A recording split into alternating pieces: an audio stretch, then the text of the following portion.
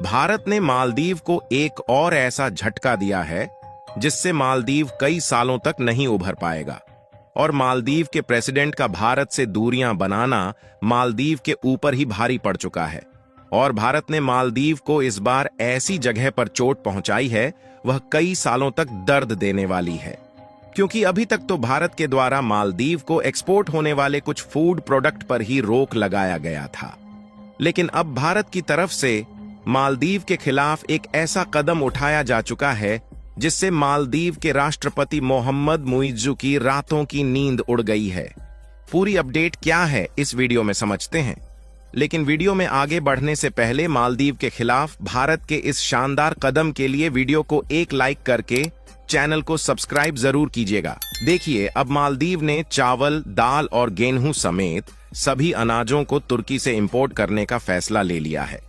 यहां तक कि तुर्की के द्वारा मालदीव में चावल, दाल और गेहूं का ट्रांसपोर्टेशन शुरू भी हो गया है। और जो भारत अभी तक मालदीव की मदद करता आया था उसको मालदीव तेजी के साथ भूलता जा रहा है। लेकिन मालदीव ने चावल, दाल, गेहूं और अनाज तो तुर्की से इंपोर्ट करने का फैसला ले लिया, लेकिन मालदीव यह भूल गया कि इसके अलावा भी कुछ चीजें ऐसी हैं जो मालदीव चाहकर भी तुर्की और चीन से इंपोर्ट नहीं कर सकता, जिसके लिए चाहे वह कितनी भी कोशिश क्यों न कर ले उसे कुछ प्रोडक्ट भारत और श्रीलंका से ही इंपोर्ट करना पड़ेगा। और मालदीव में इन्हीं प्रोडक्ट की रिक्वायरमेंट पड़ चुकी है, क्योंकि मालदीव ने अपने टूरिस्ट इंफ्रास्ट्रक्चर को बढ़ाने के लिए चीन से कर्जा तो ले लिया, लेकिन टूरिस्ट सेक्टर का इंफ्रास्ट्रक्चर तैयार करने के लिए जिन प्रोडक्ट की रिक्वायरमेंट पड़ रही है वह सभी भारत से ही अभी तक मालदीव में एक्सपोर्ट किया जा रहा था। और अब उसी प्रोडक्ट को मालदीव भारत से सोर्स नहीं कर पा रहा, जिससे मालदीव का टूरिस्ट सेक्टर अस्त व्यस्त हो चुका है। दोस्तों, हम बात कर रहे हैं सीमेंट, स्टील और आयरन की, जिसके लिए मालदीव सदियों से भारत पर ही डिपेंडेंट है। और अब मालदीव ने चीन और तुर्की के साथ हाथ मिला के तो ये भूल चुका है कि कुछ प्रोडक्ट ऐसे हैं जो हम चाह कर भी चीन और तुर्की से इंपोर्ट नहीं कर पाएंगे। उसके लिए केवल भारत से ही मदद मांगना होगा। और अब मालदीव में सीमेंट, स्टील और आयरन की रिक्वायरमेंट पड़ चुकी है। मालदीव में जितने भी होटल और वाटर विला बने हुए दिखाई देते हैं ये सभी भारत के द्वारा एक्सपोर्ट किए गए सीमेंट की मदद से बनाए गए हैं। और बिना सीमेंट के किसी भी देश में आज के समय में बिल्डिंग और होटल्स को बनाना नामुमकिन है। और मालदीव के साथ भी कुछ ऐसा ही हो रहा है, जहां अब मालदीव में सीमेंट की काफी ज्यादा रिक्वायरमेंट पड़ चुकी है। और मालदीव चाहता है कि भारत ज्यादा से ज्यादा मात्रा में मालदीव को सीमेंट एक्सपोर्ट करें, लेकिन मालदीव ने जो भारत के खिलाफ अपने फैसले को लिया है उसका अंजाम तो अब भुगतना ही पड़ेगा। मालदीव हर साल लगभग $7 मिलियन की अकेले सीमेंट ही इंपोर्ट करता है, जिसमें 90% सीमेंट अकेले भारत के द्वारा एक्सपोर्ट किया गया है, जबकि 10% में श्रीलंका और नेपाल ने मालदीव को सीमेंट का एक्सपोर्ट किया है। यहां तक कि श्रीलंका के द्वारा जो सीमेंट मालदीव में एक्सपोर्ट किया गया है उसमें ज्यादातर भारतीय कंपनियां ही शामिल हैं, क्योंकि श्रीलंका में सीमेंट प्रोडक्शन के लिए भारत की कई सारी कंपनियां अपनी प्रोडक्शन यूनिट एस्टैब्लिश कर चुकी हैं, जहां पर भारी मात्रा में सीमेंट का प्रोडक्शन होने के साथ साथ दूसरे देशों को भी एक्सपोर्ट किया जाता है। अगर पिछले एक साल में देखा जाए तो हमने करीब $103 मिलियन के सीमेंट को दूसरे देशों में एक्सपोर्ट किया है, जिसमें भारत के द्वारा सबसे ज्यादा श्रीलंका, नेपाल और बांग्लादेश को सीमेंट का निर्यात किया गया है। हालांकि देखा जाए तो नेपाल में एक बड़े लेवल पर सीमेंट प्रोडक्शन फैक्ट्रीज है, लेकिन इसके बावजूद भी नेपाल अपने देश में सीमेंट की जरूरत के लिए भारत पर डिपेंडेंट है, जिसमें पिछले साल भारत से अकेले नेपाल को $16.2 मिलियन का सीमेंट एक्सपोर्ट किया गया है, जबकि श्रीलंका को इससे भी ज्यादा $72.6 मिलियन का सीमेंट पिछले साल एक्सपोर्ट किया गया है। यानी कि आप इसी से अंदाजा लगा सकते हैं कि भारत के सभी पड़ोसी देश लगभग पूरी तरह से सीमेंट इंपोर्ट के लिए भारत पर ही डिपेंडेंट है। यहां तक कि भारत की सीमेंट इंडस्ट्री इंडियन इकोनॉमी में भी डोमिनेट करती है, जिससे भारत की अर्थव्यवस्था को भी एक बड़ा फायदा होता है।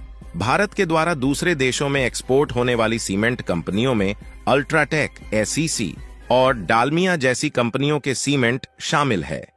जबकि अगर मालदीव में भारत के द्वारा सीमेंट एक्सपोर्ट देखा जाए तो टोटल सीमेंट एक्सपोर्ट का एक बहुत छोटा सा हिस्सा ही मालदीव में एक्सपोर्ट होता है। लेकिन इसी छोटे से हिस्से से मालदीव में उपस्थित सभी होटल्स और वाटर विला बनाए गए हैं। और हमने आपको पहले भी बताया कि मालदीव अपनी टोटल सीमेंट जरूरतों का 90% हिस्सा अकेले भारत से इंपोर्ट करता है। लेकिन मालदीव ने चीन के साथ मिलकर जो गलतियां की है, उसके कारण भारत ने भी मालदीव के ऊपर अपनी प्रतिक्रिया को स्टार्ट कर दिया है। जहां पर बड़ी खबर यह है, इस समय मालदीव भारत से सीमेंट इंपोर्ट नहीं कर पा रहा है। इसीलिए मालदीव तुर्की और चीन से सीमेंट एक्सपोर्ट करना चाहता है। लेकिन अच्छी बात यह है कि चीन और तुर्की मालदीव को सीमेंट एक्सपोर्ट करने के लिए तैयार नहीं है। वैसे देखा जाए तो मालदीव ने खाने पीने का आइटम तुर्की से इंपोर्ट करने का तो फैसला ले लिया, लेकिन मालदीव ने इस बात पर ध्यान नहीं दिया कि यह डिसीजन मालदीव की टूरिस्ट इंडस्ट्री के लिए कितना ज्यादा भारी पड़ सकता। क्योंकि जहां मालदीव चीन के द्वारा लिए गए कर्ज से अपनी टूरिस्ट सेक्टर को बढ़ाना चाहता है, तो उसके लिए भारत से सीमेंट इंपोर्ट नहीं कर पा रहा है। इसके अलावा भारत ने अपनी सीमेंट इंडस्ट्री को और भी ज्यादा बढ़ाने के लिए दक्षिण कोरिया के साथ FTA एग्रीमेंट को भी साइन कर लिया, जिसमें इंडिया और दक्षिण कोरिया के बायलैटरल ट्रेड को बढ़ावा देने की बात की गई है।